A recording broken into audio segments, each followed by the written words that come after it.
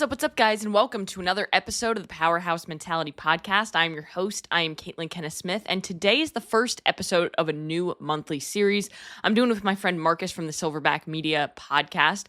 We're calling it Coach's Corner, where we break down real coaching lessons you can apply right now, even if you're not being coached by us. And we're kicking it off with the most important question of the year.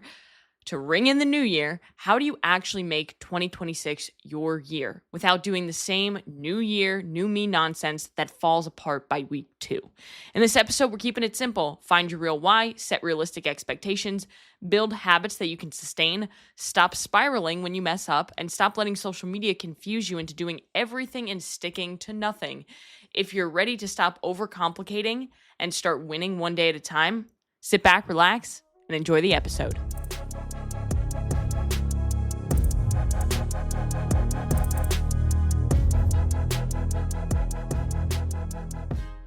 All right, Marcus, welcome back to the podcast. What's up? What's up, everybody? Caitlin, how are you doing? I'm doing good, man. I mean, Happy New Year, because the day we're recording this, it is day 1 of 2026, which we were just talking about is on a Thursday for you guys who are waiting until January 5th, the Monday after, to do your shit. Yeah, exactly. All the diet starts Monday people. Well, it's like, hey, it's either diet starts Monday or New Year, New Me. You kind of got to pick one or the other. And if you're a New Year, New Me, it's today, which people won't hear this today, but that's okay. You all get the point. Yeah, they'll all look at it and be like, oopsies, that was me. You already went into the New Year procrastinating. Good job. Well, I mean, the reality is, Marcus, they have all the Christmas cookies they need to finish. They don't want to throw them out. Guys, I'm here to tell you, throw it out. throw the amount of crap that I threw out when my family came. Because my husband's family all came. I just don't eat that stuff because I don't like how it makes me feel. But I was like, my husband doesn't need this. In the trash it goes. I know one of the best like pieces of nutrition advice that I ever heard was from do you know E.C. Sinkowski? Optimize Me Nutrition. She's okay. We can get into that later if we want to. But one of the things that she says if you binge it, don't buy it, or like get it out of your house. And especially for this time of year, a lot of people are trying especially nutrition habits, health habits, which obviously we'll focus on and things like that, right? And that seems like a straightforward one. It's like remove the access to stuff that you want to have less of. So if you've got it in your one is just make one decision at the grocery store to not buy the thing, as opposed to a decision every day you're hungry to not grab the thing. That's just like a lot less decisions you have to make. And then, hey, along with that, if you've got stuff that's lingering from the holidays and you're ready to not eat it anymore, well, don't keep it in your house like that, in the trash. Like, it's okay. You're allowed to throw it out. That's the thing. I think a lot of people get into this mindset of, I don't want to waste it. Just waste it. It's okay. Yeah, it's like, and if you don't want to waste it, it's okay. Donate it. Like, if you really want to be that person, go donate it. Yeah. I don't know if people would want that, but Well, that's a double positive, right? Because then, like, you feel good because you donated something and you got it out of your house, and you set yourself up for better habits. So that's a win-win for the world, for the whole world. Hell yeah. So let me give a little bit of a brief intro on what we're doing here. So Marcus was on the podcast, I was on his podcast, and we kind of realized like, hey, we vibe really well. I respect what he says and how he coaches just by the way that he talks about stuff. So we're going to be doing a monthly episode where it's like Coaching Corner, or Coach's Corner is kind of what I'm dabbling with right now. I think that's going to be the name of it, Coach's Corner, where each week or each month we kind of hit topics or a topic regarding how you can learn from us without being coached by us. Yep, exactly. And we're going to kick it off strong. We've both got, a good amount of experience and worked with a variety of people. So hopefully we've got some nuggets that people can take away and start, applying now, right? I think that's the biggest thing is like, how can we give people listening here something that they can take away and be like, oh, I think I can do that, and I can start today, and I can start improving on whatever habits or moving towards whatever goals I'm working towards, right? So that's the goal, right? Is let's give you something that you could do now, today, and keep going and keep moving forward. So correct. And I think the biggest part of it too is that we're two different people. We're two different styles of coaching, right? Even though we agree on a lot of things, we speak differently. We are different coaches, and we coach different types of people. So we have all the of experience. So maybe if I say something and it doesn't connect with you, maybe Marcus will say it a different way and it'll connect with you. Exactly. Or I'll just be your hype man, right? You'll say something and be like, preach, and then we'll run from there. Yeah. Or vice versa. I could be the hype woman too. There we go. Hell yeah. Right, so and of course, Yep. New year, new me. The topic for today is how to be successful in 2026 and truly make it your year, because everybody says, new year, new me. And to be honest, that's probably one of the cringiest things people say. And the reason I say that is I respect people who want to get their shit together, who want to make a change in their life. And I don't care when you do it. I don't care if you wait until the new year and then you do it. But the reality that I see over and over again is the people who say new year, new me, because I worked in a gym for years and years and I would sign hundreds of people up during the first week of the year to never see that person walk back into the gym. They scream it from the rooftops and they don't keep that commitment to themselves. And that's why I cringe at that saying, because very little of the time is it new year, new me. And then we get to the end of the year and that person truly transformed their life. Sure, for sure, right? And I think there's probably a couple reasons that we could start to unpack, right, and hopefully get a little philosophical, but then also back to pretty tactical, right? So, if you think about it, and it's funny, the new year, new me thing. So the gym where I coach, I help out with some of the social media stuff too, and we just put something up that was like it was like new year, new me is a scam, right? It's like and the part of it was just trying to be engagey for the algorithm, right, for the robots. Right. It's a game. But the idea was like, it's not new year, new me. Like, you're not going to change who you are going to be the same person. You can be a better version of you. You can have new habits, but you are going to be still you. Right. Mm-hmm. So that's like super philosophical. I think the other, like, at least for me, what I think about in relation to that is that have you ever read the book Man's Search for Meaning? I haven't. You haven't? Okay. I would put that on it's an absolutely incredible book. I thought about it because I just listened to the episode that you did with Sully, and you guys were talking about reading. I'm like, man, what are some of those books for me? This was one, right? And it was so if anybody out there is listening and has read it, you're gonna know where I'm going with this, right? But the premise of the book is it's a psychologist that wrote it in like the 1950s or 60s. He was Jewish during World War II and survived the concentration camps during World War II. And so he talked about the things that he observed in the concentration camps from a psychological perspective, right? And so one of the quotes that he says that's a very well-known one is, he who has a strong why can endure any how. And part of where I'm coming back with that, right, is when you say new year, new me, I would challenge people that are coming into the new year thinking that to really define what new me is. Right? Yeah. And I think that's where things get lost is new year, new me.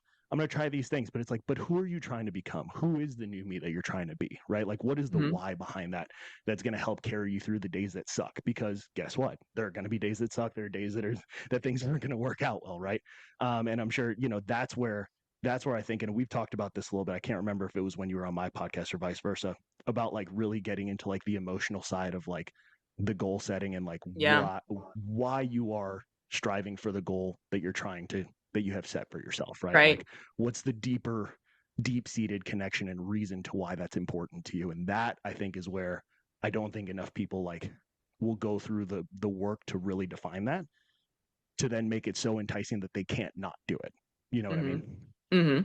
I truly think that what it comes down to, and that's what you're kind of alluding to, is finding purpose in what you're doing and not just doing it almost for the sake of doing something, which I feel like a lot of people do for the new year. They think because of how social media blasts it and how, marketing and everything, all these companies are marketing to you, like, to do something for the new year. So they change. I need to change who I am. But you have to have purpose behind that change. Or like you alluded to, you're not getting up at 5 a.m. when it's ice cold out and you're nice and warm and cozy in your bed. And you have this goal to lose X amount of weight, but you don't want to go to the gym, but you haven't found the purpose in what you're doing. You're just kind of doing it because you feel like it's what you're supposed to do. For sure. And I'll give you an example from one of the guests that I had on my podcast back in episode 4. His name's Nick Kennedy. So he's actually the one that he voices the intro and the outro on my podcast. So anybody that goes and listens to it. That's fun fact. Silverback Media Podcast, by the way. So go check that out. Apple, Spotify, YouTube. Follow, subscribe, do it for the robots. But it'll be down below. He also does like voice work. Like, he's voiced some audiobooks and stuff. Great voice. Awesome guy. Awesome story. But he talks about that his first kind of exposure to like wanting to improve his health and things was that he saw his dad when he was younger. His dad actually passed away when he was relatively young. I think he was in his teenage years. But his dad had, I think it was 3 heart attacks. And so, any number of reasons to why someone would have multiple heart attacks, but part of what he observed was that there were a lot of lifestyle choices that had an impact on that. Maybe not the direct cause of it, but like, hey, those are controllable things as opposed to genetics or anything else that could have gone into the mix on that, right? But him observing that at a young age, he had that thought to himself of like, okay, whenever I have a family, my responsibility is to take care of my own health, and so I can be there for my family as they grow up. Now, if you're listening to this and you hear that story and you're like, damn, that's deep. It's like, well, who do you think is going to be more likely to wake up early on those cold days? The person that's thinking, I have a responsibility to be healthy for my family, or the person that their goal is, I want to lose 20 pounds? And not that there's not that there's something wrong with that goal, but it's more of like, why 20 pounds? Why that number? What's your real reason on the other side of that goal that's gonna wake you up on those cold mornings, like you said, right? So that's like one example that you look at. It's like, oh, there's a deep-seated reason there that he's gonna wake up every day and do the work because of what he experienced on the receiving end of that same experience when he was a kid. And it's kind of like with perspective. Right. The perspective, it drives everything. And when it comes to the purpose, and I think I was talking about this when we were talking about like, how do I push through hard training days? Because I find purpose in the pain, in the suffering, because it's not just for no reason. I'm not just going out there and, doing it for no reason. I have an end goal, something that I'm pursuing because of a particular reason. So I think when you have a goal and you write out this goal, because I know that a lot of you have already done it or are going to do it, you need to look at the goal as something that you want and then dig deeper. Like when I have a client and we have a first phone call and they say, oh, I want to be healthier. Okay, well, why? What does that mean? First of all, yes. What does healthy mean? Because healthy means something different for so many different people, right? So I need to know what you're actually thinking, what's going through your head, but then you also need to know what's going through your head. So you need to really dig and be like, okay, healthy means this, but why? And then when you give me a why, well, why that? Until we get so emotionally attached to the goal that it's going to stick a little bit harder than maybe it has in the past. Yeah, it should be something that when you get to that deep answer, like it should kind of hit you like a ton of bricks. It should. It should be emotional. Yeah. Not like you're, sitting there bawling, crying. Some people might, and that's okay. It's totally cool. And it's okay if you're not crying, but it should be one that like, you're like, maybe. But yeah, it should be something that when it hits you, you're like, wow, like it should be one, like I've never actually written it out like that, right? Potentially. And then when you actually look at it on paper, you're like, oh my gosh, like I can't not do that, right? Like let me see if I can word this the right way. It's almost the kind of thing where you look at it and you're like, man, I don't know. You tell me what you think about this. I'm going to riff on it. It's like, I'd be selfish to not do that thing because of all the people around me that could benefit from me hitting whatever goal that is. Right. Yeah. Like I like that. I like that reframe. I like that because I think a lot of people, a lot of times they think of it in the other way. Like I can't get in shape because I have kids, I have a family, but that should be the reason why you should be in shape for your family, for your kids. Yeah. That as a reason as I just don't have the time. You don't have time. You make time for the things that are important to you. And maybe you have less time than somebody who's in their 20s and doesn't have those responsibilities. So it just looks different. I have a lot of clients who come to me and they say, oh, well, fitness used to be easy. Well, you didn't have a full-time job, husband, kids. You didn't have all these things. So while it might not be as easy, quotes, it's just going to look different. So you have to shift your expectations because your expectations are skewed. And when your expectations are off, everything else feels way worse. 100%, especially around timeline stuff, right? Like timeline and expectation of when you want to achieve the goal, right? Like there's a level, and this is part of why like having a coach is so helpful because they can help ask those hard questions, right? Like if you say, if you start working with a coach and you're like, well, I want to be healthier. And they're like, okay, cool. Here's 7 things that you need to start doing. Like, that's a red flag, right?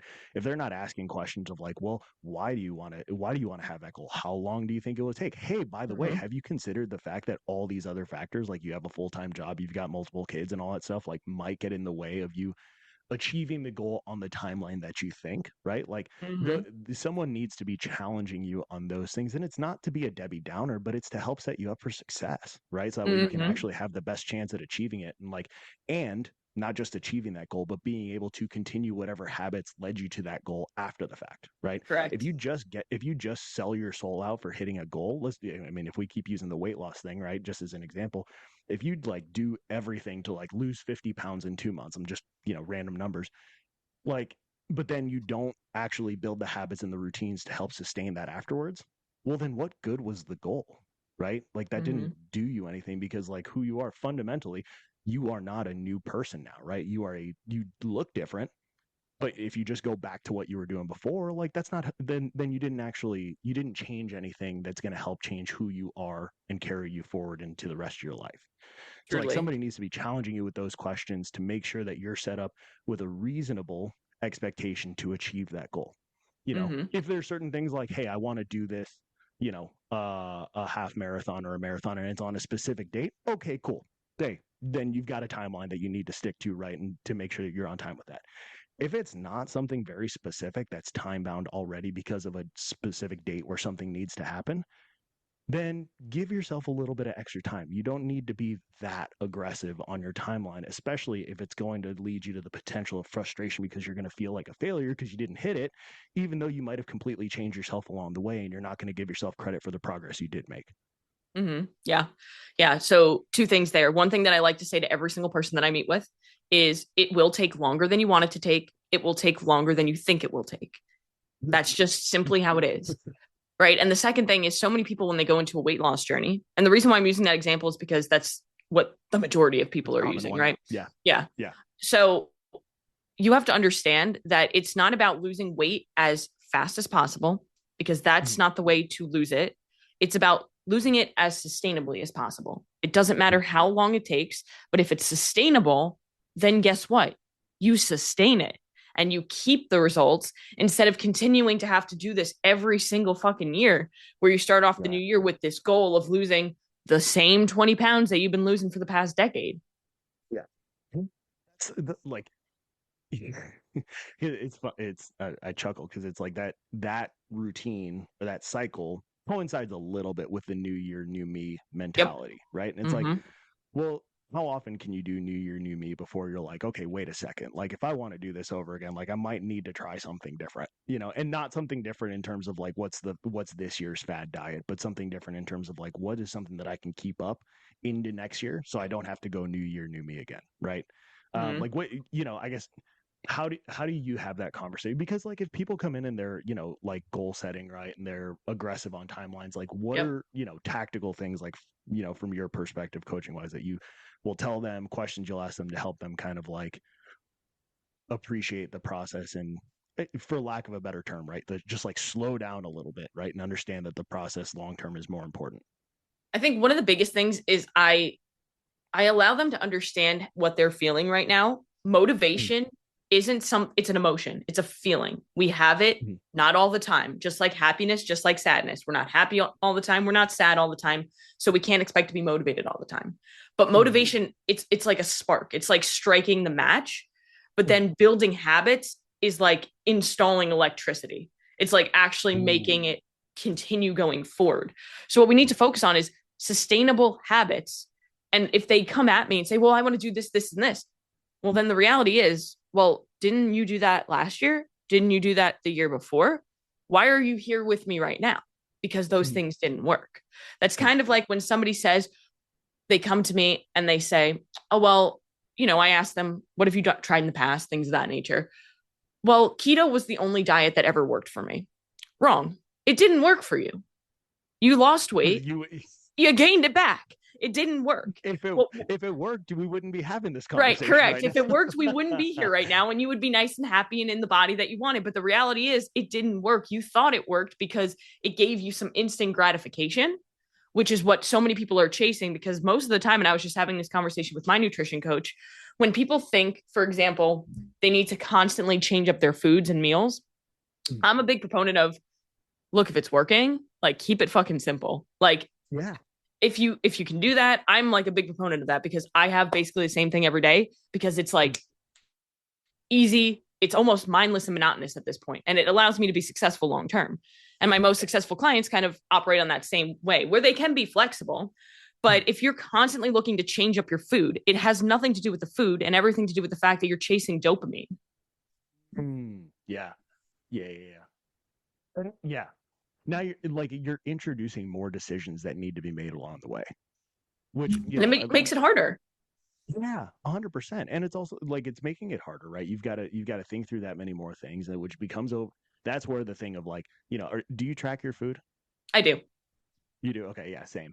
And it's like, that's where we're tracking, right? And not that tracking is the only way to be successful with it, but just like, speaking from that perspective, it's like, that's where tracking can become overwhelming, is because if you're trying to change up your food, which, hey, if you like variety, I get it, right? Like that's a different thing. But if it's causing you more stress and more anguish and overwhelm to stay on the journey and on track to the goals you want to hit, then you need to reevaluate. Like, is this wanting a variety serving me in the in the journey that I'm on, right?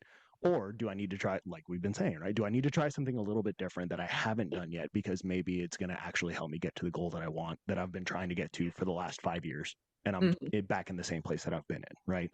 Yeah, and you mentioned the habit piece. That's such a big component of it, right? Because it's like what's the James Clear quote? You've read Atomic Habits. I'm just going to go ahead and guess you've read that's Atomic honestly. Habits. If anybody is looking for a book to read in the new year and you haven't read Atomic Habits, that is the first book I have every single one of my clients read, for the purpose of it teaches them what they need to understand about building habits. Because that's really what it is when it comes to reaching any goal. It's just building habits. It really is. Yeah. So I had a nutrition client. This was a couple of years ago. So I think when we started together, she was in the high, like mid to high 300s in terms of body weight, right? And goal was to lose weight, understandably. And she, we went through the whole goal setting exercise, and well, actually kind of back to the whole purpose conversation, right? The goal that we ended up getting to, right, or the reason why she wanted to lose weight, she was like, I don't want to die early. I want to see my grandkids whenever they're born. And I'm like, well, that'll get you out of bed way more than that's a good one. 100 pounds. Yeah, it's like, I want to see my grandchildren that aren't born yet. I don't want to die early. I'm like, okay, yep, I think we found it. But that was one of the books that I had to read, was Atomic Habits, and literally we went through, and I remember this was it was mildly frustrating for both of us. It was probably a good 5 months before she started really losing weight. But all we focused on along the way was building the habits. Like, okay, get the consistency down. Like, let's not try anything new yet. We introduced a couple new different tactics here and there. And then around that 5-month mark, bam, it turned the corner. And I think he even tells a story about that, like of the melting of an ice cube. It's like, you can keep, increasing 1 degree at a time, and until you get to 32 degrees, nothing's going to happen. But once you hit it, now things are starting to move, right? And that was exactly I love that analogy. What happened with this client. Yeah, exactly. Yep.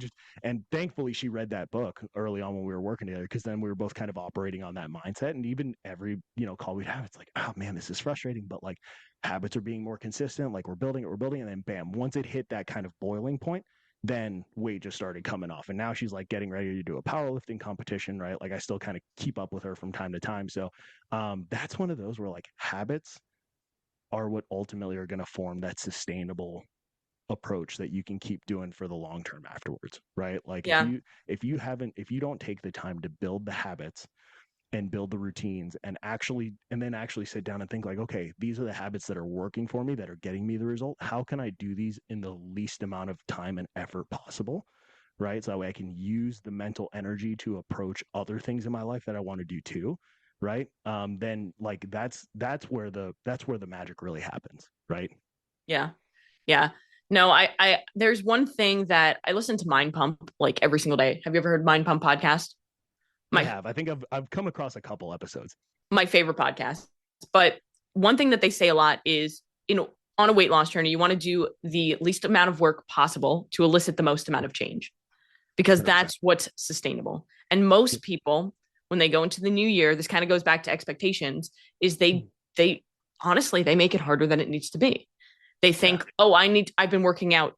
Not at all. So I'm going to go to the gym every fucking day. And I go from eating out all the time, not cooking any meals at home, to eating chicken and broccoli all day long.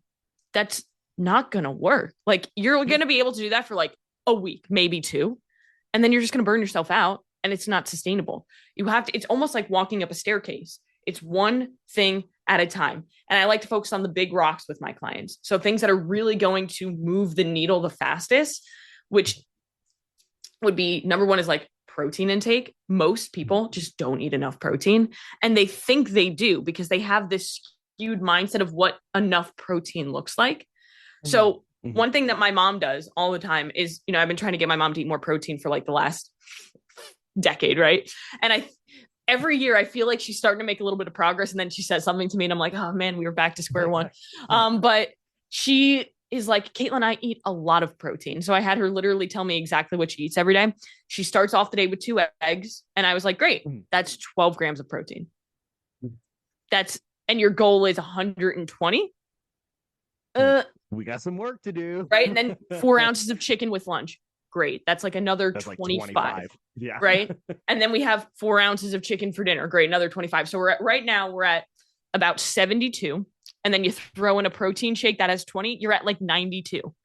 Right. Yeah. Which is better probably than the most Americans, unfortunately. Yeah.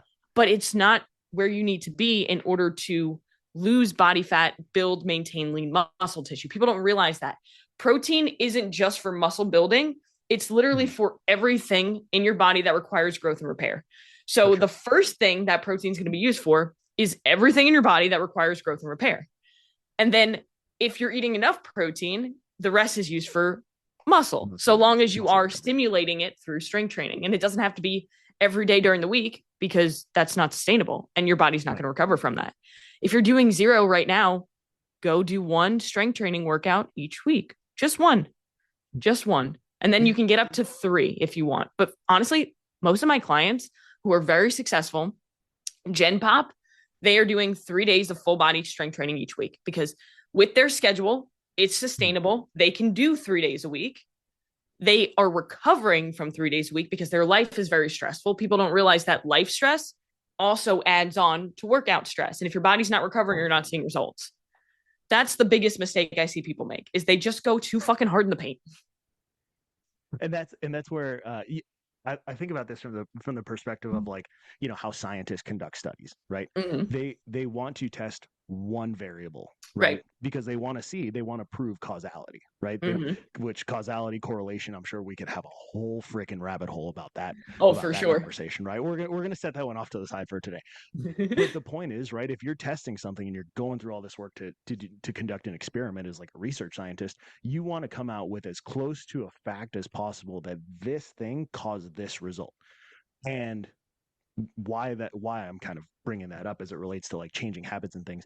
If you start doing 7 different new habits that take you a whole day to freaking get through, and you get a result, 1, awesome, great job. But 2, you have no idea which one of those 7 drove the result. So it could have been, right, that 2 out of those 7 things were the ones that actually drove the result forward. And those are the only 2 that you would need to keep doing, but you don't know. So now the only option you have is to keep doing all 7. And guess what? 3 months later, you're like, oh, I'm overwhelmed, I'm burned out. It's like, well, instead, let's stack those onto each other, right? If you want to get to the point of doing all 7 habits, totally cool. I love that decision for you. But do one at a time. Do one at a time. Give it some time. You've got to actually do it consistently to see if it's going to have a result, right? And then if you get a result, cool. Now you can keep it. And now you can, whenever you feel like you're kind of got the routine down, now add something else in, right? Because that's how you actually go through the experimentation to determine what things work for you and what things don't work, or how you make them work for you, right? Because there are some things like the protein example, right? Working on protein and working on eating adequate protein is something that works for everybody. So that's not a matter of like, well, eating protein doesn't work for me. It's like, no. Eating protein will work for you. It totally does. Unless you have like a pre-existing kidney condition, then like, if you got medical, let's talk to your doctor. But for sure, if you're the average American, you don't eat enough protein, and protein is not a fad. I get so many comments on TikTok when I talk. Getting fired up. Here she goes. Where they're like, oh, she's part of the protein fad. And I'm like, protein is not a fad. It's not a fad. It's not a fad, guys. It's a protein. It's okay. Studied to be, it's literally, people think too, it's like, I don't want to be a bodybuilder. Oh, great. Do you want to live? Like, because protein is an essential nutrient Protein and fat, essential nutrient. Without them, you would die, which is why I see so many females have hormone issues because they don't eat enough fat or they don't eat enough protein. Duh. Or they just don't eat enough, period. And I think, again, going back to like habits and stuff, focusing on one thing at a time, one thing is really the way to do it. Yeah, 100%. 100%. Because you got to, like, especially if it's something new, you have so many things to figure out between your schedule, between like, where am I going to go do this thing, right? If we keep running with the protein example, right? How much is that going to change my grocery order, right? Do I need to actually buy more? Like, how much more time do I need to spend looking at labels to make sure, like, hey, if I'm going to get ground beef as a part of my added protein, well, I need to make sure I'm getting like 93.7 or something that's significantly leaner versus 80-20 because I need to be, so there's a lot of other things, logistically speaking, that come into play to making a habit work, that if you try to do all of these things at a time, it'll work for a period of time, but eventually it'll more than likely lead to burnout. Because like it's a lot. And if you already have a lot going on, this is okay. I'm going to say something that's going to piss some people off, and I'm sorry. Do it. Okay. We love it. This is for the gram, for the robots. If you are, have not been doing any training and you're coming into New Year, New Me, and you want to lose weight, please don't do 75 hard. I'm just going to say it, right? I'm totally cool with people doing 75 hard if you're like well trained and you've got a reason that's not specifically like health or weight loss related. But if that's the first thing that you're trying to do to change as a New Year, New Me, I'm begging you. Let's find a different thing. It is a great program. That is not what it's intended for. And I agree with you 100%. And this is coming from somebody who I literally 75 hard saved my life when I did it. I did the whole Live Hard program. But guess what? That's a whole year, right? Yeah. I didn't do it with the intention of losing weight and going from 0 to 100. I did it with the intention of upgrading my mental toughness and proving to myself that I can do hardship. I was already going to the gym every day. I was already training twice a day. I was already eating well. I was already, doing all these things, but I needed confidence within myself. And that's exactly what that program taught me. But people get into it for the wrong reason. In fact, I have a client right now who I'm trying to like talk them out of doing it. But he's like, he'll go from like, oops, I ate a whole box of Christmas tree cakes to I'm doing 75 hard tomorrow. And it's like, bro, how many times have we started 75 hard? I need you to understand that can we just like take the 75 hard mentality and put it into hitting your fucking protein goal every day and building that consistency? Because back to habits and back to all this, none of it matters if you're not consistent. I had a client a couple of weeks ago, and I've had this conversation so many times in my career with different clients where they're like, I don't know, I feel like I'm not seeing results. It's not working. And I asked them, oh, well, are you tracking your food? Because I don't see anything in there. Oh, well, I know what I'm eating. No, you don't. The red flag. Are you weighing it? No, sometimes or occasionally or not really. And it's like, it's a yes or no question. Are you weighing your food? Are you not weighing your food? Are you tracking it? Or are you not? Because the reality is, if you're not being consistent, you're not going to see results. You can't just wish and hope and complain about results. You have to actually do the action that's required, and you have to do it consistently, not a few days out of the week. And here's a little hack. Hate that word. On finding habits that you can do consistently. Make them things that are under your control. So like just the questions you were just asking there, right? Are you tracking your food? Are you weighing your food? That's under someone's control if it's a habit they want to build, right? If you ask someone, hey, are you losing weight? That's not technically under your control. You can do a bunch of things that set you up to lose weight, but you can't control what happens on the scale. But if you break that down to what are the habits that give me the best chance to achieve this goal, those are things that are under your control. Did I track my food? Did I weigh my food? Did I stick to the plan? Did I go for a walk like I said I was going to? Did I go to the gym? Those are things that you have, hesitate to say full control over, but you have control over doing those things. You can make them happen. Things happen. I get it. It's not going to be perfect, but you have control over, if it's an random normal every day, you have control of making those things happen. So if you boil your habits down, the habits that you want to be consistent to things that are under your control, and at least for me, the way I like to approach it is things that you can complete. This is where I'm just going to keep using the 75 hard example. And I understand the reason for this one in there. The no alcohol one, I get why it's in there. Yes. If somebody's working on building habits, I want to stay away from trying to track a habit that's not something you can complete. You can't complete not drinking alcohol, right? You can just hold off long enough until you eventually potentially fail that, and then you feel like a failure. But if you can reframe that, right? Like, let's say you want to stop drinking alcohol, right? You can reframe that to something that's positive you can complete, like the water goal that they have in 75 hard. Or if you figure out the time that you typically have alcohol, right? Or the different environments or people you're around or something like that, find something to replace that trigger that is something you can complete, that can be something that ends up having you drink less alcohol as a byproduct, but not as the main goal. That's a way then you can, at least for me, I'm a check the box kind of guy, right? Yeah, So it's same. like if I can say like, oh, drink a gallon of water, boom, got it, done. I can complete that, and then I know for the rest of the day, I'm like, sweet. Now we focus and move to tomorrow, right? But Right. if the goal is I'm not going to drink alcohol, I'm not going to eat sugar, I'm not, then it's like, well, what? And we definitely talked about this last time. That's where then you start to focus on those things, right? Then you start to look around and think, oh, well, where is there sugar in the house? Oh crap, I ate that one thing by mistake. Damn it, I'm a failure because I had sugar. Well, it's like, how can we reframe the habit in a way that sets you up for success, and and for lack of a better term, rewards you for the progress you are making in building the consistency of the habit long term? Absolutely. I love how you worded all of that. I think people need to understand that 75 hard, great program, not for weight loss, for mental toughness. And Andy Frisella talks about this all the time. It is not 100%. A weight loss program. It is not a fitness program. That's how the media wants to portray it. They're like, oh, this fitness it's not a TikTok challenge. It's a mental toughness protocol. It's a mental toughness. It's designed to reshape your habits, reshape your life, not just change you for 75 days. And then once 75 days is over, you go back to doing your old shit and nothing's changed, meaning you did the program wrong. And there are a lot of people that I know, because I was in the first form community, who have done 75 hard and they cannot function without 75 hard. So they do it over and over and over and over again. Great. I love to see you do that. But why can't you function when you're not on 75 hard?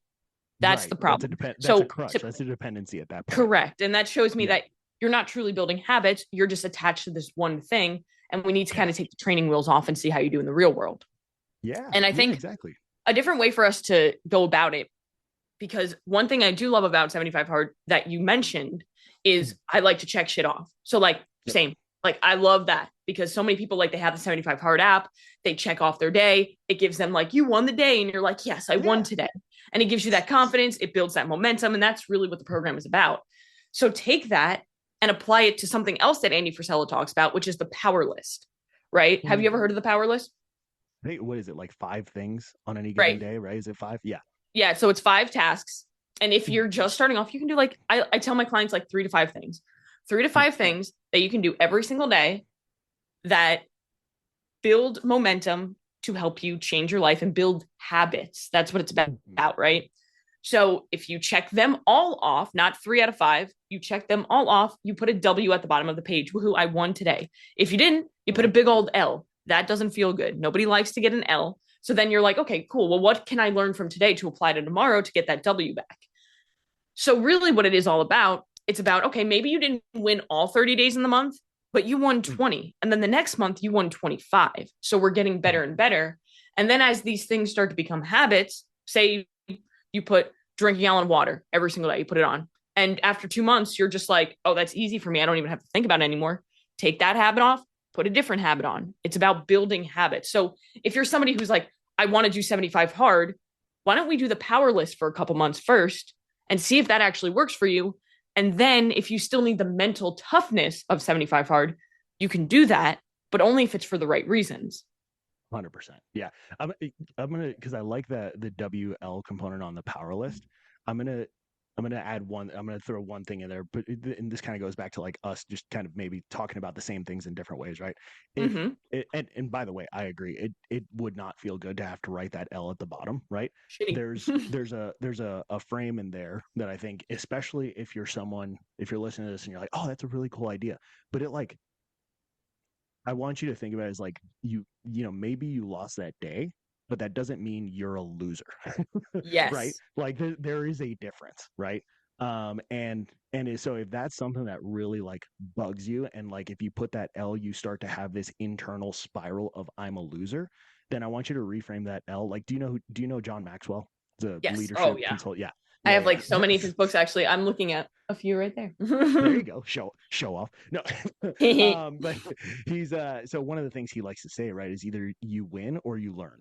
So that's another way to reframe that L, right? Is like if you have that win at the bottom of the day, awesome. Keep doing the same thing. If you get to the end of the day and you got to write an L, think about that as, okay, what can I, not I lost today, but think about it as what can I learn from today, so that way tomorrow Yep. I can write a W, right? Yep. Did I sleep in later than I normally do, so I didn't get a chance to prep my food at the beginning of the day? Did I, did I have a family member get sick so I couldn't go to the gym? Like, there's things that you can take away to apply, so that way the next day you can see if you can protect those things from happening again, right? And then be able to write that W. Again, it's all about the building of momentum. If you start to look at yourself as a loser, well, guess what? Then, you're just going to keep reinforcing that mentality. And every time you got to write an L, you're going to have that I'm a loser. And it's like, well, is that helpful? To some people, it might be, because that might force them to change. But to some people, it's going to be like, well, then I guess I'm just a loser and that's what I do. And it's like, well, no. That just means you need to learn, was there something here that got in my way? And can I prevent that from happening tomorrow, so I can write the W and become the person that I'm trying to be? Yep. And that kind of, we've spoken about the foundations, right? Finding purpose in what you're doing. We're building habits. We're setting appropriate expectations. And that kind of, this part kind of catalysts into the next part, which is kind of like, not every day is going to be perfect. You are going to lose. You are going to fail. And that's okay. What happens is people allow their first failure to be their last failure, because they think, oh no, this isn't supposed to happen. Something's wrong with me. I won't do this anymore because I'm not doing it right.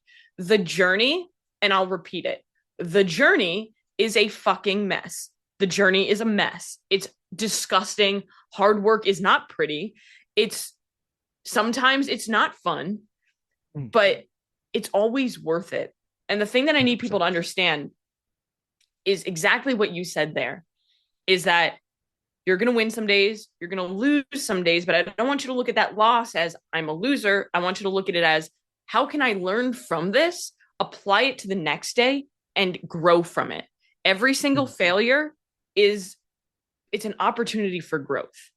But too many people look at it on the opposite end, where I failed, this sucks. No, you failed. Learn from it, grow from it, make yourself better because of it. Get excited when you fail. I used to fear failure. And I spoke about this, I think, on either your podcast, probably your podcast, where I always in training would fear failure. So one time I lowered the weight and my coach was like, you wanted it to be easier because you were afraid to fail. If you fear failure, you'll never get to where you want to be. So I said, cool, never doing that again. So every time I'm like, maybe I can go up. I don't know. I might fail, go up. If you fail, what happens? You fail. That's it. Like, it's not that bad. You don't die. Yeah, that's bad, but yeah, right. That would not be good. So like, don't put yourself in those positions, but as long as you don't die, like, okay, you can just come back and try again, And losing failure, it sucks. It hurts. Like, but all of the great people, and we've all heard this before, have failed. Like the Starbucks guy, whatever the hell his name is, I don't know. The guy who came up with Starbucks, he tried to get this idea going for so many years and pitched it to so many people and got denied, got laughed at. Same thing. Netflix and Blockbuster. Let's talk about that. Blockbuster said Netflix is stupid. I'm sorry, Blockbuster. Where are you at now? Where are you at? There's that one left in Alaska, I think. That's about all. Yeah, there's one Blockbuster left, and I'm pretty sure it's only there because it's almost like a nostalgic thing that people go to. But the reality is, I get it. Yeah. I listened to a podcast actually that the founder of Netflix did, talking about that when they went to Blockbuster and asked them to do this collaboration and be like, hey, let's do this together. And they literally got laughed at because their idea was so stupid to Blockbuster. It's never going to work. You're never going to be able, because they started off sending kind of like a Redbox situation where they were sending DVDs to people. Yeah, and then they started like with the Redbox type situation. And then now it's everybody knows Netflix, but not everybody knows. Only people who know Blockbuster are like us, like our generation, who's like, I miss Blockbuster. But if your birth year starts with a 2, you probably don't know what Blockbuster is. Blockbuster, the fuck is that? Blockbuster was the best experience of my childhood. Okay, everybody haters. Friday nights, get some popcorn and a Blockbuster. Remember God, the rewind, everybody. Yeah, so great. But I think the biggest thing to learn from all that is people are gonna laugh at you. You might mess up and make mistakes on any journey that you're on, whether it's a weight loss journey or career journey, anything, and that's okay. Just don't stay down. You're allowed to fall down. Just don't stay down. It's kind of like I use this analogy of if you're walking down the street and you have this straight line and there's your destination, which is your goal. It's right there. You can kind of see it, but it's far away. And you're walking along, and you walking is like each day, right? You're doing all your habits, you're doing your thing. One day is a bad day. You fall flat on your face. Do you just sit on the curb and just sit there? No, you get back up and you walk forward. Like you just keep going. It's kind of like when a baby's learn to walk and they fall over, they try again. We need to be more like babies. In more way than none. Damn. That's a bumper sticker or something like that, right? It's like, be more like a baby.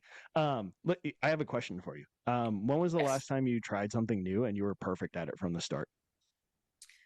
I don't think I could ever say that I have been. But how would you ever like learn to do anything new, right?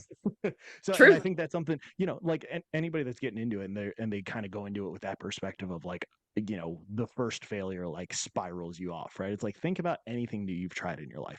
You're not going to be perfect right at the start. Like it takes time to learn stuff, and that's okay. That's part of the process. That's normal. But you also have to embrace that that's a part of the process and be like, okay, cool. That day didn't go the way I wanted it to. Kind of like what we were just talking about with the win versus loss thing. What can I learn from it to make sure that I get back on track tomorrow? It's like, you were talking about walking to a destination. I think about this like a GPS in a car, right?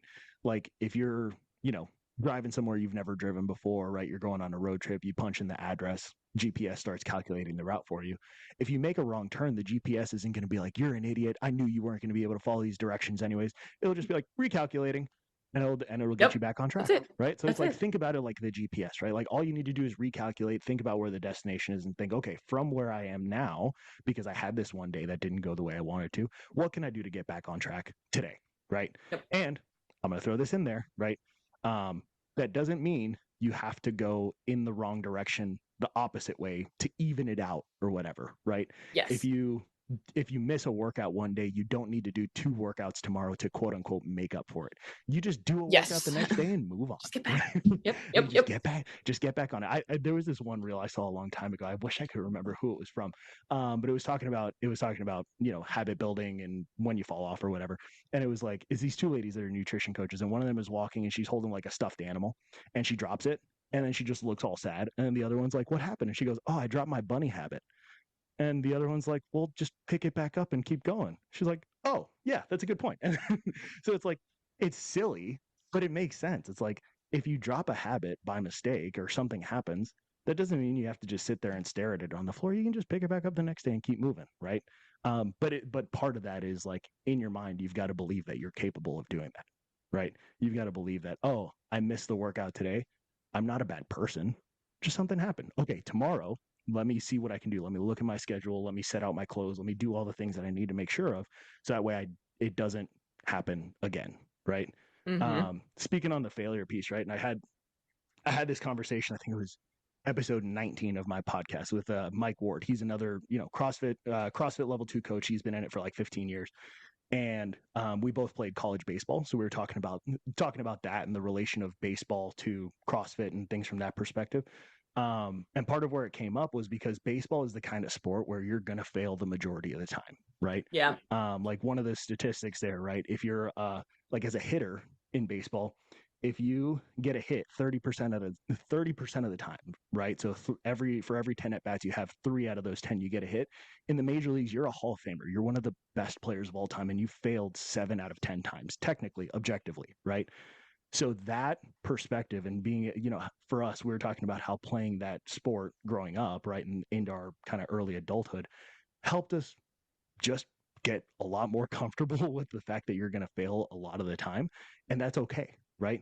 That just means, okay, these are learning experiences to then say, well, what can I do differently the next time to make sure that I'm set up to, be successful, right? Mm-hmm. For the long term. So that, I know there's probably going to be people out here that listen to this that they're like, well, I didn't play baseball, so I didn't feel that. Okay, that's fine. That's cool. That doesn't mean you don't get to experience it too, right? But it's the mindset. It's the perspective of like, just because you failed once doesn't mean you are a failure. Correct. Right? And I'll throw another analogy out there too that people I feel like could also relate to, because the baseball thing is great. I had somebody tell me that like Babe Ruth, one of the best hitters of all time, failed like 7 out of 10 times. Like, well, that puts into perspective that like you can still be great and fail. And in fact, if you're not failing, I argue you're not pushing yourself hard enough and you're remaining too comfortable. But an analogy that I love to use, because I feel like the real world really relates to it, is if you drop your phone on the floor and, you know, when you see it, it's face down, you're like heart attack. And you pick it up and it has like a little crack. Everything's fine. It's just a screen protector. You're all good. You pick it up and move on with your life, correct? But what you're doing with your nutrition, most of you, is you pick it up, you look at it, and you say, well, fuck this. And you just smash it on the floor until it's completely broken. Same analogy goes if you hit a nail when you're on the road, one of your tires flat, instead of pulling over, calling AAA or changing your tire, whatever you need to do, you go out, you take a little knife, and you start slashing all the tires. Who the fuck does that? That sounds stupid, but guess what? The majority of you listening have done that multiple times with your nutrition and your fitness. Yeah. Yeah, 100%, right? Like it's this mental spiral that I'm gonna let me see if I can tie this in here. So, there's this. Do you listen to like EDM music, house music? Yes. Like, do you know the DJ Fred again? Do you know? I don't know that one though. You don't know that one? Okay. So somebody out here, somebody listening, somebody knows. Heard of him. So as I'm going through this, they're going to be like, yes. Okay, I'm going to try to keep this on the rails because I can go off on a whole rabbit hole. So he did a series of 3 albums that he released during 2020 and 2021, right?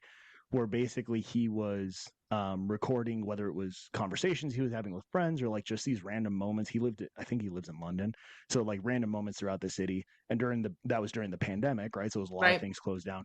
And he would just record these little conversations, or he'd be somewhere and hear someone talking and just record it on his phone. And he would take the audio samples of that and turn it into these he basically turned it into a whole, EDM album, right? Some of them are like absolutely massive hit songs, right? Actually, I think I used one of them in the reel that I made when you were on my podcast. So that, but besides the point. I heard him.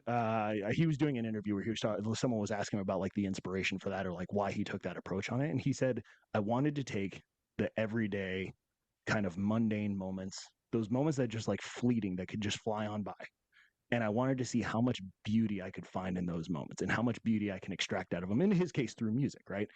And part of the reason why I bring that up in relation to this topic is, if you have those moments where you feel like, oh, that was a failing, you feel that spiral starting to happen. This is like, I kind of take this from the way he approached creating that music. One of the things that I try to do is I think about it from the perspective of, oh man, like 6 months from now or a year from now, when I'm on the other side of this goal that I'm working towards, I'm going to look back on this moment when I had this perceived failure, and I'll be like, man, like that was a cool part of my story. That was a cool part of my journey, right? It always is, though. It really is. Yeah. And so like, if I challenge myself, I'm talking to myself as I do this, right? So I'll challenge anybody else too, going through this. If you're really committed to the goal and you kind of think about it from that perspective, the reason that helps me is because it assumes that I'm going to get to the goal, right? It assumes that that's done. It's just a matter of when is it going to happen, right? How long is it going to take? But from that perspective, then knowing that I can look back on this moment, this perceived failure, and be appreciative of that moment because it was a part of the story.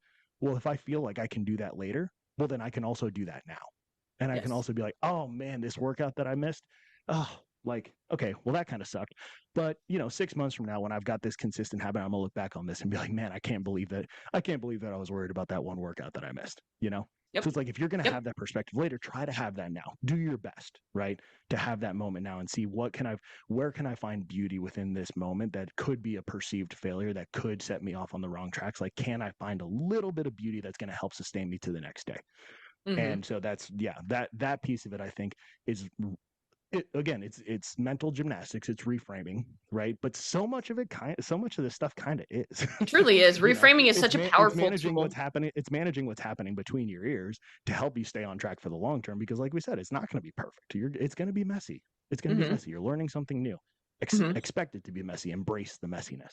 That's it. And that like goes back to like the setting expectations. Like it's going to be messy. Expect it. When you expect it, it's less painful, right? Rather than like so many people they see on social media, like the perfect journey, but they don't see what that person's been through, what they do every single day. Like they don't see that person hurting, you know, they don't see those things, which is why I try to do my best to show like the highs and the lows, as like shitty as it is to sometimes share those lows. It's just like, this is the reality it is, right? So like a month ago, I have an ovarian cyst the size of a baseball on my ovary. They will not remove it.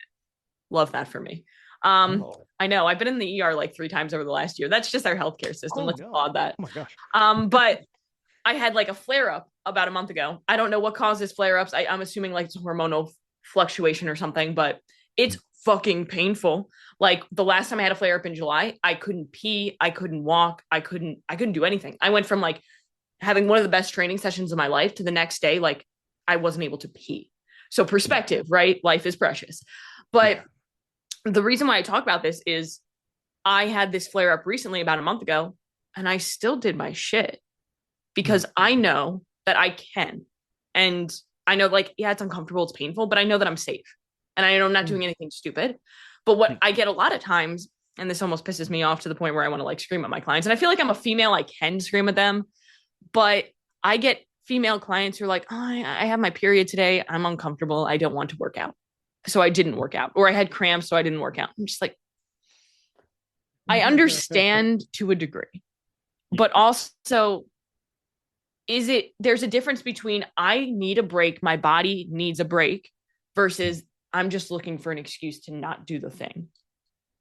And I think that what people need to do instead of always looking, we'll talk about my biggest pet peeve in the world, which is people who have the all or nothing mentality, which is a lot of people. That's the first thing I thought of too, as soon as you were saying that. So 2 things on that I want to talk about, right? So 2 things. One, the only reason why you have an all or nothing mentality, for all of you listening who are like, oh, that's me, all or nothing, it's because you're identifying as the person who has the all or nothing mentality. Ooh, yeah. You see yourself as, I'm all or nothing. Cool. Well, then you're always going to be all or nothing until you shift your identity, right? Identity shift is huge. So this goes kind of hand in hand in what we're saying. If you see yourself as, I'm the person who starts the New Year's resolution, you're always going to be that person. Start to see yourself as the person who this is their lifestyle. And once you can identify with that, your habits start to kind of follow within that. And it starts to become sustainable. But also, one thing that I have my clients do here is I call it a minimum standard routine, or an MSR. So what that kind of looks like is you have 3 things every day that are very simple things. Like I'm talking like simple. And you do them every day, even on your worst days. So simple enough where if shit hits the fan, you're still doing those things. And that's different for everybody, right? The simplest thing could be, I had 16 ounces of water when I woke up, or I had protein at every meal, or I made my bed in the morning, or I read, whatever it looks like for you. Because when you can check 3 things off, it's like, shit, today sucked, but I still got those things done. Like today was my worst day. I didn't get to the gym. I didn't get to do all the things that I wanted to do, but I still did these things. So people, they always try to raise their ceiling to like, I'm going to train 6 days a week. I'm going to do this and that. But you should raise your floor to be like, this is my standard here. Standard, and hold the standard, you know?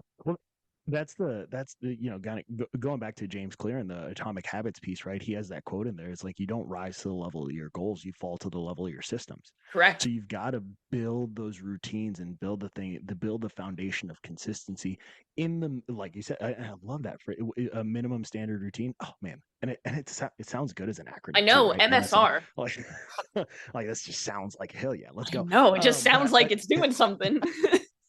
But I love that approach, because it just gives people that, kind of that check the box mentality of like moving the ball forward. Now it's got to be minimum things that you have, some kind of a track record that is going to induce a result, right? This isn't just about like making yourself feel good, right? Like that's important too, but you've got to it's got to be things that will actually help you move forward, right?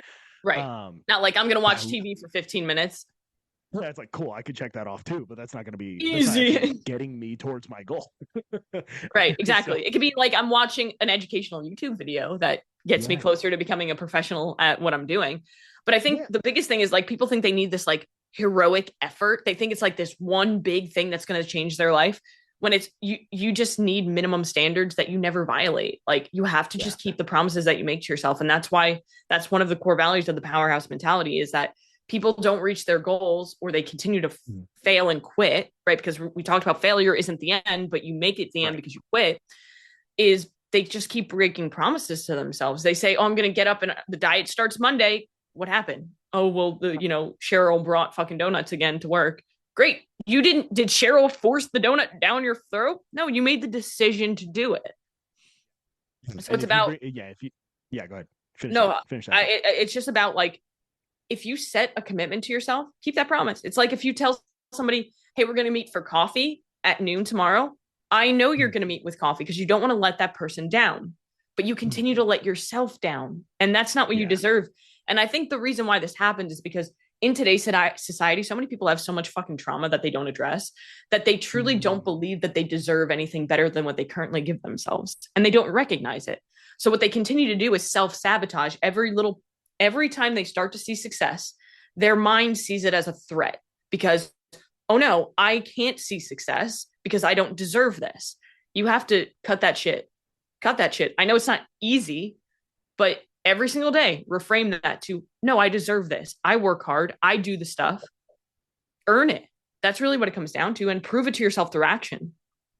And so much of that, I mean, that ties back to the first thing we started talking about, right? Is having that strong, deep-seated purpose around even doing the change in the first place. Because, like, if you get to that point where you feel like you're starting to self-sabotage, you can kind of circle back to that purpose if you've gone through that exercise of, like, really get into that deep emotional space of, like, holy crap, this is really what I'm after. And that can kick you out of those, self-sabotaging phases pretty quickly. If you're like, oh, wait a second, if Cheryl brings the donuts again, and I have that donut, right? Like, and don't get me wrong, there's a perspective and a balance here, right? Like, one donut every once in a while isn't going to completely, spiral you unless you allow it to. Correct. Yeah, there you go. I knew you were. I was like, oh, he's gonna say it. Say it. Yes. if you allow it to spiral you, it will. But if you choose to say, hey, you know what? Today I feel like having the donut, and then I'm just going to go right back to my stuff, and it's not that big of a deal because I know I'm working towards that bigger purpose, and I'm not going to allow this to derail me, right? Right. And that's the all or nothing mentality. Is like the person will have. That's always what happens. It's the person has the donut, and then it's like, oh, well, today's fucked. So I'll have the pizza at lunch, and then I'll order in at dinner and forget my workout, forget the protein. Like, I'll just get back to it tomorrow. No, you have the donut. If you're tracking your macros, throw it into your tracking app and play what I like to call macro Tetris, and we just fit shit around it. My favorite. I'm basically a professional at macro Tetris at this point in my life. But like, it happens. And I also find that the people who restrict the most, those are the people who fail the most. So I have this one client who, when she's on her shit, she's really good with her shit because she used to binge all the time. But instead of saying, hey, we can have this, I say, you can have it, just have it with protein, right? So she has 3 York peppermint patties, little mini ones, every single night as her like end of night sweet treat. And she fits it into her fucking macros.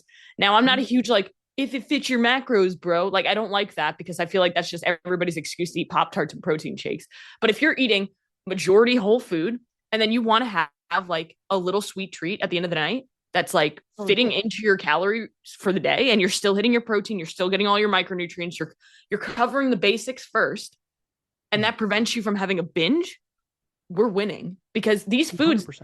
There's nothing wrong with them, but you make it a problem by eating them so much. Yeah. My gosh, there's 2 things that came to mind there as you were talking to that. What, do you know Dave Ramsey, financial guy? Yes. Yeah. Okay, yeah. Cool. All right. One of the things he likes to say, and I mean, obviously he says it around financial stuff, but it applies either way. He's like, there's 2 rules to perfection. Like, rule number 1 is you're not perfect. Rule number 1, nobody's perfect. And rule number 2, you're not the exception, right? Like that. Everybody's gonna fail along the way, and that's okay. Then it's a matter of, do you choose to allow that to derail you?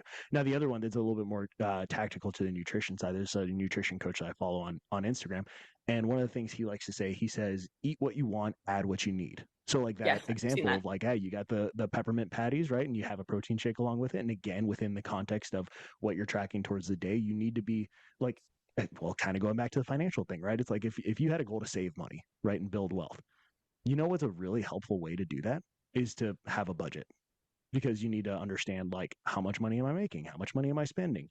If you just go by like, well, I want to, save money and build wealth. I feel like I'm not spending as much money. I feel like I'm making more money. Well, but are you? Like, these are numerical things. Like we can have the answer, right? And that those numbers aren't a judgment on you as a person, but you have to face the facts of what's going on if you actually really truly want to make that change, right?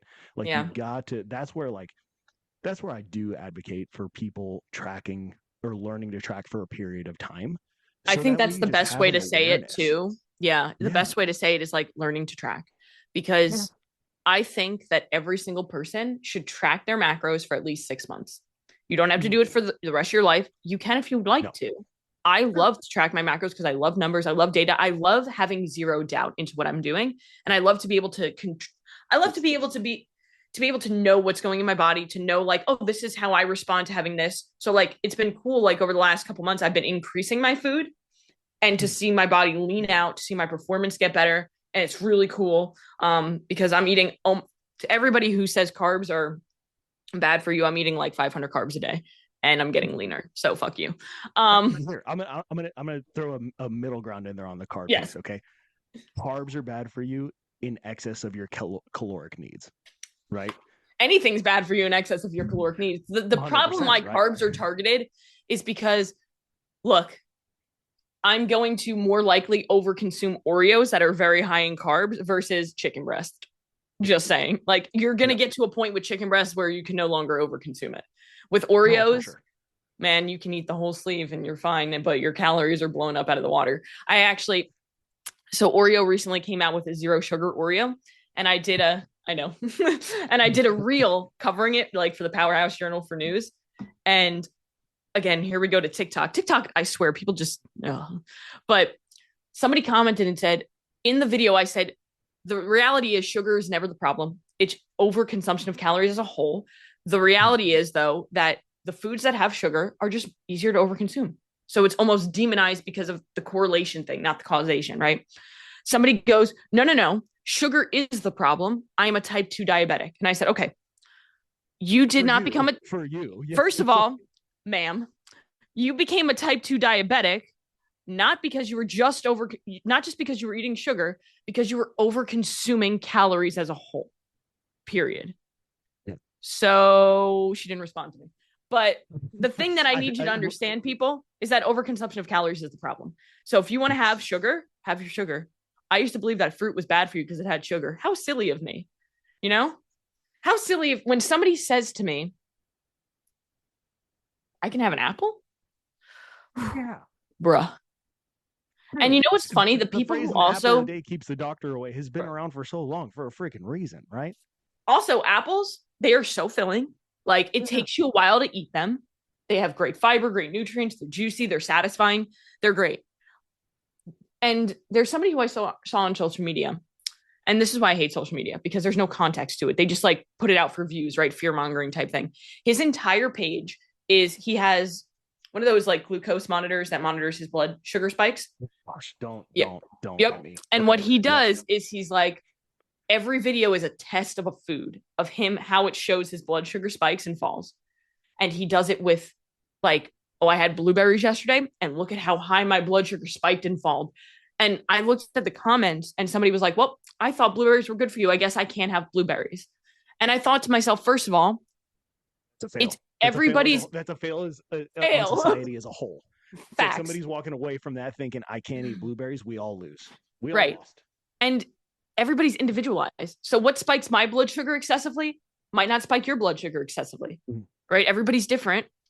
Also, if you pair any food with protein and healthy fats, the blood sugar spike goes down and the blood sugar spike is less. For all we know, this man has some sort of an intolerance to blueberries, which caused his blood sugar to spike higher. And it's funny, if he probably had it with, eggs, he would have probably not had that. So there's so much context that people just see this black and white, but there's like gray areas that people need to look at and understand, like, there is not one bad food for you unless you are allergic to it, intolerant to it. Don't eat it. But if you want to eat it like a normal human, not like somebody who just blacked out and had a binge. Ellen, can I ask you another sarcastic question like I did before? Oh, yes, of course. If I told you that there's something that I wanted you to do that would skyrocket your blood pressure, skyrocket your heart rate, and potentially cause some damage in your joints and muscles, would you do that without any other context? Just only if it's working out. No, Nope. because that's exactly what I was describing was exercise. Yep. But we all know that exercise is good for you in the long term, consistently, right? And part of the reason that's like with the blood sugar spikes, and I'm not a scientist, I'm not a researcher, so I'm going off of things that I've heard from people that I trust that have helped me a ton, right? Short term acute impacts of things versus long term consistent chronic impacts of things are very, very different. A short-term blood sugar spike is not something to be concerned about, assuming that your blood sugar returns to a normal level within a reasonable amount of time. If your blood sugar is spiked consistently for the long term, we've got a problem and we probably need to look at some things, right? Yes. But guess what? Just about any food you eat is going to spike your blood sugar a little bit, and then it's going to come back down. And that's okay. Yep. Just like how exercise is going to skyrocket your heart rate and your blood pressure, and then it's going to come back down, and then you're going to be okay. But we all know that those things are good for you long term. So I think the best analogy that I heard. This was from the E.C. Sinkowski. I'll have to send you some of her stuff after this. She talked about like the analogy of like a retail shop, like Best Buy, right? Which is Best Buy still a thing? Is that in the yeah, man. We have a Best Buy credit card. We spend way too much money at Best Buy. Oh, hell yeah. There we go. Yeah. Okay. So if you were a salesperson at Best Buy, or if you were a, manager of a Best Buy location or something like that, and if you're listening to this and you've worked in retail, just apply it to the place where you worked. If there was a specific item, a specific kind of TV or something like that, or whatever, or microphone, I see your microphone on screen. We'll go with that. If there was a specific kind of microphone that you didn't sell on a given day, you wouldn't just stop carrying that product completely. You would look at like, what's the overall trend? How have our sales been on that for like a 3 or 6 month window, right? To understand if that's a product you need to cut. You wouldn't do it based off of the impact of one day. You would never do that, right? Because that doesn't make sense. You don't have enough information to actually make a proper decision for the long term, right? So apply that to your nutrition. An acute blood sugar spike is not enough information to decide whether one food is good enough, is something you should or should not eat. You need to look at the long-term trend and actually connect it to the outcomes that you want. Reducing blood sugar spikes is like not an outcome you can control. Correct. And it's not an outcome you should try to control, really. I think that it's such a nuanced thing that what people like to do in the fitness industry is that all of these very knowledgeable people, they just fight back and forth on like the dumbest things that don't impact the majority of people. But then the majority of people get sucked up into it thinking that this matters. So blood sugar is a great example of this. I see people, they'll send me stuff. I had somebody yesterday who sent me something that was like, oh man, this is a shame. I love energy drinks. And it was like a guy with fucking scrubs on, of course, because he had to wear scrubs, talking about this thing is living in your fridge and it has high fructose corn syrup. It has this and that. First of all, my energy drink is sugar-free, bro. There's no high fructose corn syrup in this shit. But he was talking about demonizing. He said, it's energy drinks and they're killing you. And I was, tell me what's in here that's killing me, because I know exactly what each ingredient is and what it does. Right? Some of them are actually clinically studied to improve your brain health, right? Dude, but it's because it's just fighting over all this bullshit that doesn't matter. The reality is you need to just set foundational habits. Nutrition, calories, and protein are the biggest things that matter. Most people will see phenomenal results just tracking their calories and protein. Carbs and fats, let them fall where they lie. Some people prefer more carbs. They function better on more carbs. Me. But focus on your movement, strength training 2 to 3 times a week, moving and being active on the other days. You don't have to run in order to lose weight. In fact, I would argue that running is terrible for fat loss. And And then make sure you're sleeping. If you enjoy it and you can do it consistently, right, have at it, do it. Yeah, right. exactly. We want to build in some strength training, but building consistency is yes. And I think that's the biggest thing is so many people think like that's the number one thing. People think, well, I don't like running. Yeah, running burns the most calories technically, but over time your body does adapt to it because you're giving it the same stimulus. So your body is an adaptation machine. It's meant to, oh, this is a stressor I need to become more efficient at. So I'm going to become more efficient at calorie burn. So if you ran 3 miles today on January 1st and you ran the same 3 miles every single day, and then on February 1st, you probably burned a little bit less because your body's becoming more efficient at that activity. The best part about strength training is we're building muscle, and muscle teaches your body how to burn more calories on its own, period, end of story. So like running isn't a fantastic thing if you love it, but if you fucking hate it, don't do it. Like if you're doing it for fat loss, you can get so much more from strength training, you know? Caitlin, it's a shame that we've gotten this far into this episode so far and we haven't mentioned this, but like, guys, do CrossFit. Yes. Yeah, I mean, you know, if you want to like all of the things that we've been talking about, it's not a ton of time because if you go sign up in an affiliate, class times are 1 hour. You've already got built in a combination of weightlifting, of gymnastics, of cardio, of running, all of these things that you can improve at, right? So if there's something you don't like, I don't necessarily advise people cherry pick workouts, but like you kind of could if you wanted to, if it's going to help you stay consistent over the long term, right? If you're like, hey, I don't like running.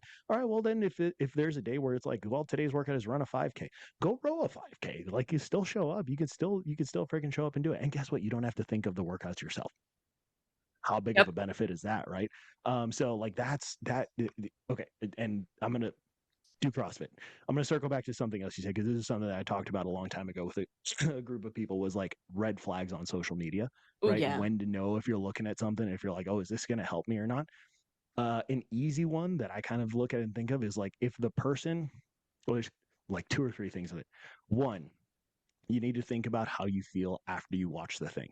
If you come away from the thing feeling scared or anxious, probably not helpful. If you feel like empowered, like, oh, I think I can do that, it's probably helpful.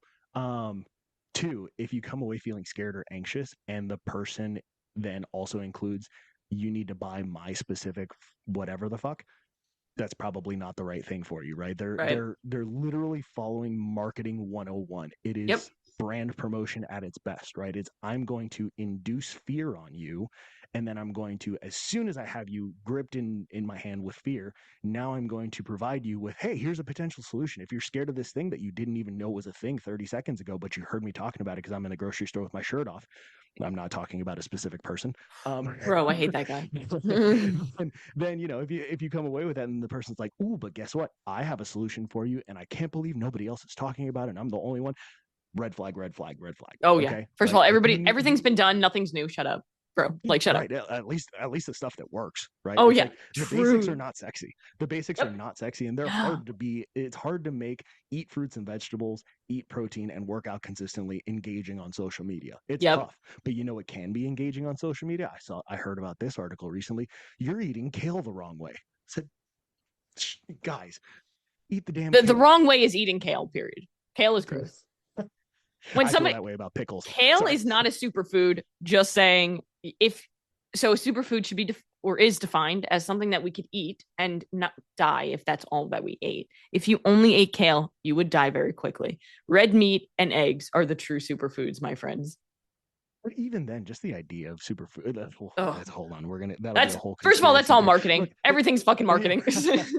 Net carbs. I did a whole presentation on net carbs one time. That's a fucking conspiracy if it's not. You know who by the gosh, okay, if you're going to the, sorry, I just got to say it because we're already here. If you're going to the grocery store and you look at something, you're like, oh, but it only has this many net carbs. Flip it over. Trivia time. Who do you think, came up with the idea of net carbs? Here's your answer. It was the Atkins people, when the Atkins diet was becoming a popular thing. You know why? Because they were advising for a low carb diet. So if I can find a way to mathematically and through some fudgery make it look like this or make it feel like this food has less carbs, guess what? More people are going to buy Atkins products.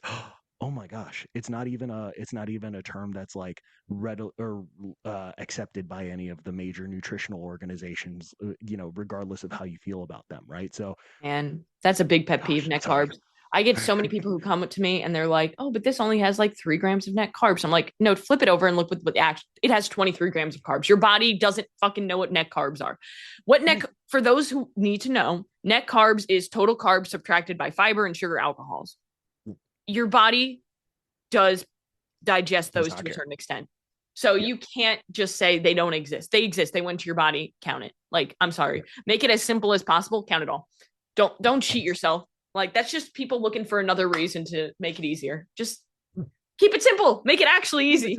Keep it simple and follow the basics. If you hear someone on social media talking about you've got to do this 7-step morning routine or your day's not going to be optimized, move on, scroll away as fast as possible, because if you stay on it, it's going to keep coming into your algorithm, right? Like, yes. You have vote with your thumbs. If you see something that you're like, if somebody's trying to scare you within the first 2 seconds, scroll away as fast as possible, right? Yep. That's my best piece of advice for algorithm stuff. I didn't think we would get here, but here we are. I mean, I think it's a really great place to be, because the reality is the reason why so many people don't succeed anymore. I mean, not saying that, like, social media has a huge impact on people's life. Like, people spend so much time on social media, and when they're trying to lose weight and stuff, they go to social media. What is this person saying? Well, the reality is I could find somebody who says carbs are great for you, and then the next reel could say carbs are killing you, carbs are, all these bad things. There was somebody who, and maybe you've seen this, but it was kind of like a viral reel that went around where somebody had this woman on a podcast, and apparently this woman does this all the time. She's like a doctor, of course. And she said one of the most toxic. What kind of doctor? Let me ask. Doctor of chiropractor. I don't know. But like, I feel like it's always that. All respect to chiropractors. Yeah. No, but I always feel like the person who's talking about nutrition literally is like, I am a doctor for, like, nothing that has anything to do with nutrition. But left-handed puppetry, yeah. Correct. She was like, what's the most toxic food in your cabinets? And she's like, you're not going to believe this. And I was like, oh, here we go. It's almond flour. Almond flour. Geez. I was just, what? And the podcast host, this was a podcast, dear Lord. The podcast host was like, I thought this was healthy for you. It was like such a, like, I'm like, did you guys actually plan this? Because this is like wonderful acting, like, congratulations. But the almond flour is fine for you so long as you're not allergic to almonds and you don't overconsume it. It's the same. It's not toxic. We could argue that our air is toxic. We can argue that water is toxic. I did this reel a couple of years ago. I should do this again because I have more followers now. I feel like it hit harder. But where I would be like taking a food out of the cabinet, and then like in the corner, a reel would come up of bananas are killing you. And it's, oh, fuck, put my bananas back. And then I go and I get like chicken out. It's like, chicken is doing this. And I'll put my chicken back. Well, and then I'm like, fine, I'll just get like tap water. And of course it's like, don't drink tap water. And I can't do anything then, I guess. It's like oatmeals, all these things are killing you. The reality is, like, guys, focus on the basics. Don't let social media scare you. If you find that you're in this position, just don't fall into it. This is where having a coach is really helpful, because you have somebody, and it has to be somebody who you trust, not somebody who fear-mongered you into buying on social media. Somebody who you trust, whether it be like, you can find people on social media. I've met people who I've coached through social media and they've been very successful and we've built a relationship. But you have to like know that person is like an actual real person, because there are great people on social media, but they're also 100%. Not great people. Like the people who talk in the middle of the grocery store with their shirts off. Why the fuck would you buy anything from that person? Why? Yeah. There was this one guy, and he, shirt off in a Walmart. First of all, if you're in a Walmart with no shirt on, please, dear Lord, why are you why are you trusting this man with your money? But he takes a sip of Diet Coke and he spits it out everywhere and goes, "You're drinking this, it's lowering your testosterone, it's making you a fat ass." And I'm like, first of all, it's Diet Coke, bro. That is a great tool for people who are struggling with a fat loss journey. So shut the fuck up. And you just spit all over the camera. Why are you doing this? These people, like, this should be logical, but people who are in such a state where they're so desperate for change that they just want to believe anything and take any hope that they have. And it's unfortunate that these people are like being manipulated upon. But find someone who you trust, whether it be somebody in your circle, whether it be somebody that you met online who truly puts out great, valuable information and tries to educate you, not just scare you. And trust that person, trust the journey, ask questions, but allow them to take the reins, because that's why I have two coaches. I have one who does my programming. I have one who does my nutrition and my therapy, basically. She's like my therapist. But the reason why is because we are very emotionally charged. So if I step on the scale, even being in this industry for over a decade, I step on the scale and the scale's up. Holy shit. Why? And logically, I start to spiral, right? If I was on my own, I'd be like, oh, I'll just eat less today. I'll do more cardio and it'll be fine. First of all, you're probably messing everything up because the reason why your weight was up was because you were inflamed, right? So like kind of what I was alluding to before, I've been eating more over the last couple months because my weight was like up and I just felt inflamed and like I was holding on to water. Ever since I started eating more, my weight's down and I'm holding on to less water. It's because my body was stressed. So it wasn't fat. It was stress. But what most people see is, oh, I gained 2 pounds overnight. I need to just restrict myself. I shouldn't eat more. I'm messing everything up. And you messed everything up because you stopped doing what you were supposed to do. Spiral. So that's why it's so important to have somebody that you trust, whether it's somebody who's coaching you or whether it's somebody who you just ask questions to. 100%, right? Just anybody else that can sit there, like you said, that you trust, that understands your goals and wants to help you reach your goals, not you reach their goals, right? And also can just talk you off the ledge. Like that's a bit, before you're gonna like someone that and even if it's a close friend who they might not know everything, but that can just be like let you talk it out, and then someone that can be like, hey, that kind of sounds a little ridiculous, right? That's why I like to say everything out loud, like because I've had a really bad eating disorder, so I still struggle with those thoughts all the time, and I'll have these thoughts like you don't deserve to eat because your training sessions weren't as difficult today, right? And I'll say it out loud to myself, and then I realize, well, that sounds dumb because I'm a human, so yes, I do deserve to eat this, but also your body doesn't reset at midnight. I'm still recovering from yesterday's workout and I'm still fueling for tomorrow's workout. And that's how I look at it now. It's like my body doesn't reset at midnight. I still have to just continue to do everything. I think the best way for people to handle this is literally focus on what we spoke about, the foundations, which we talked about purpose. Why are you doing this? We spoke about setting appropriate expectations. This is going to take longer than you want it to take. It's going to take longer than you think it's going to take. And building sustainable habits, not trying to lose weight as fast as possible, not trying to get X amount of money as fast as possible, but trying to get it in such a way, if you had to, you could do it for the rest of your life. If you're in the middle of a program, or if you're in the middle of trying something, and one of your thoughts each day is, man, I can't wait until this is over. That's again, red flag, right? Maybe we could just call this episode red flags. Maybe that's the next one. It's just like, here's all the red flags. Red flags of bullshit. Yeah. But that's a good one. It's like, and I know we were picking on 75 hard earlier. I'm going to use that one just to continue the example, right? If you're 30 days into 75 hard and you're like, man, I can't wait until this is over because of whatever reason, right? Might be time to reevaluate whether to continue or not. And that doesn't make you a failure, but that just means like, hey, is it going to serve you to actually getting towards the goal that you want, right? Like there is a difference between is it not serving me and I just feel like quitting. Those are two different things for sure, right? But if you can objectively sit back and think like, I don't think I'll be able to continue these habits afterwards. So is it worth it for me to continue this right now, considering the goals that I have and what I'm working towards? That's a good indicator of like, I need to start looking at something different, because you want to be able to come out of whatever you're doing and be able to, like we've been saying, right, just be able to keep it going, be able to sustain it over the long term, right? That I like, if people come away with anything, like you said, you're just kind of wrapping this up. If people come away from this episode as we're heading into the new year, it's like, think about the long term of where you're trying to go, and then focus on today. Well, what can I do today to get one step? Cheesy enough, right? Not cheesy. I'm sorry, but like what you say at the end of each episode. Yeah. It's like, I also you want to know how I started saying that? I panicked on one episode and I said that because I was like, I don't know how. Because sometimes when you're doing solo episodes, it's just like, how the fuck do I finish this? Like I got all my info out, now I'm just talking. So I like panicked and said that, and I was like, oh, that kind of works. So I'll just say it every time. And there was one time where I like forgot to say it. And I was just like, well, everybody have a great day. And I was like, oh, Jesus.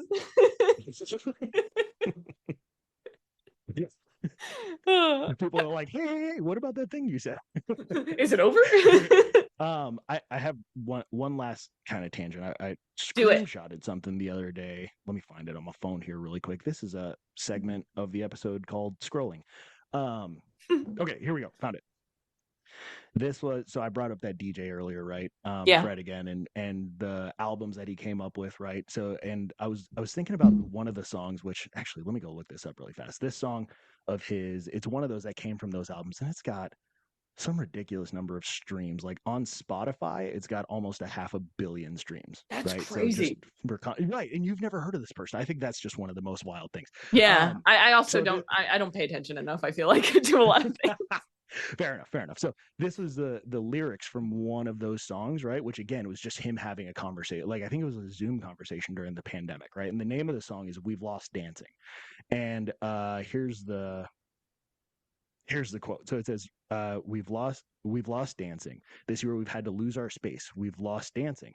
We've lost the hugs with friends and people that we loved. All these things that we took for granted. But if I can live through day by day, if I can live through this next 6 months, day by day, if I can live through this, what comes next will be marvelous. And I think that's like, yeah, right.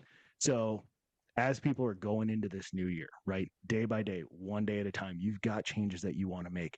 And for goodness sake, think of the version of you 6 months from now that's sitting there at the, metaphorical finish line, that's just looking at you like, please keep fighting one more day, keep working one more day, because what happens on this side of that work, it's marvelous. Yep. So some of us, and I'm going to say this, and I'm kind of talking to myself, right? Some of us, and you've probably felt this too, you're 6 months away from completely changing your life. You are. But it takes one day at a time. And you've got to build those habits, and you've got to do it one day at a time. And just because you failed one time doesn't mean you're a failure. You pick it back up the next day and you keep working, because 6 months from now, what comes next could be marvelous. Yep. It's something that I say a lot is, why do I do what I do? Is future Caitlin is counting on me. Right. So, and I have a friend who works at First Form, and he, every morning on his story, he posts a picture of what his alarm says. And it says, Will, your future family is counting on you. So when his alarm goes off, that's what pops up on his screen. So instead of hitting snooze, he's like, I got to get the fuck up. Like, my future family needs me. So I think like really, truly thinking about that is so important, because you're literally, you're like 1 or 2 habits away from changing everything, but you're overcomplicating the crap out of things to the point where you keep holding yourself back. So a lot of people think, well, what if it doesn't work out? What if I fail? Well, what if it does? Like, what if it does work out? Yeah. Like, you'll never know unless you try. You can't even imagine the good that would come from what happens if you succeed. Like, holy crap, how cool is that? I just put something on my story, on my personal page. It was this guy talking about, so many people make excuses to end up losing or to not do something. It's like, why don't you start making excuses of why you can win? Make excuses for yourself to win, because why not? Right? If you're that good, if we're all good at making excuses, right? We are. It's just so we should use it, reframe those excuses.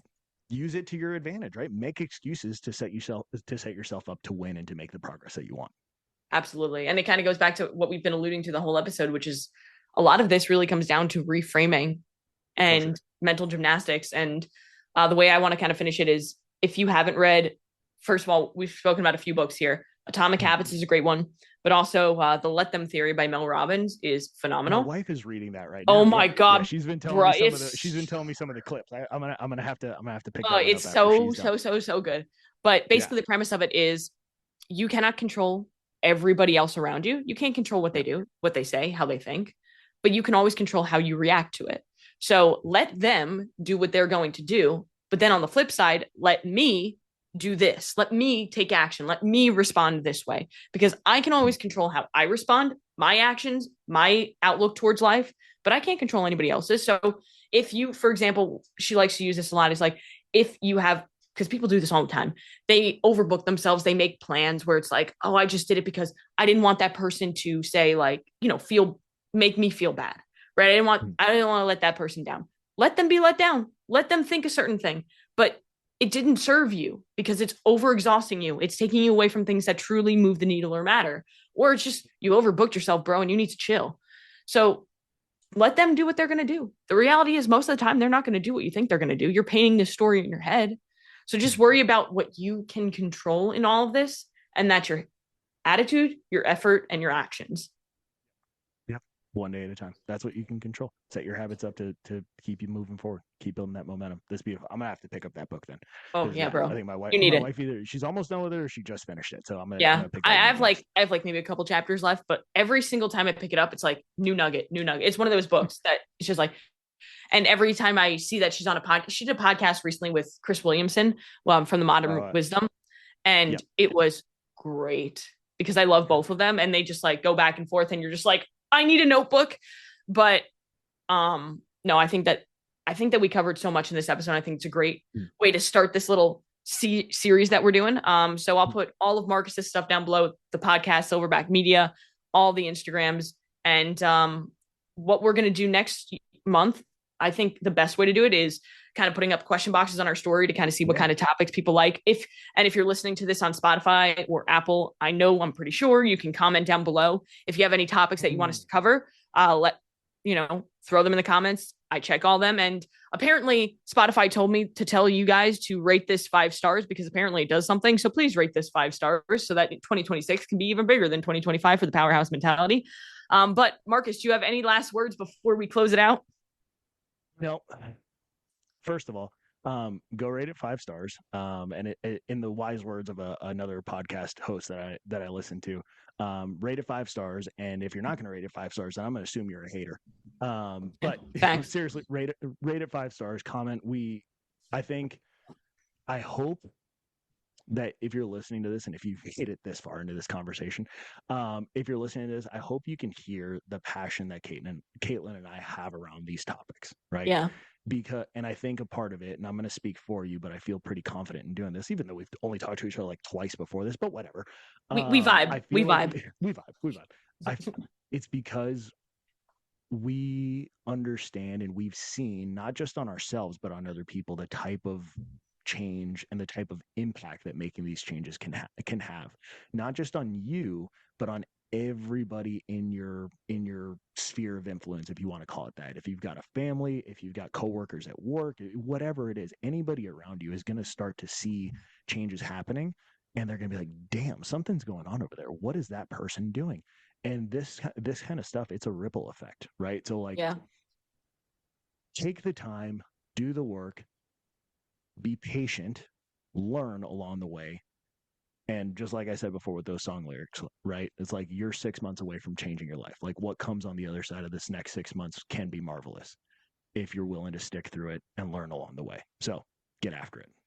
And also check out the Silverback Media Podcast. Episode 23 with Caitlin Kenna-Smith was awesome. Go check that one out and then listen to all the other ones. Absolutely. So everybody, go out and do one thing that's going to take you one step closer to where you want to be.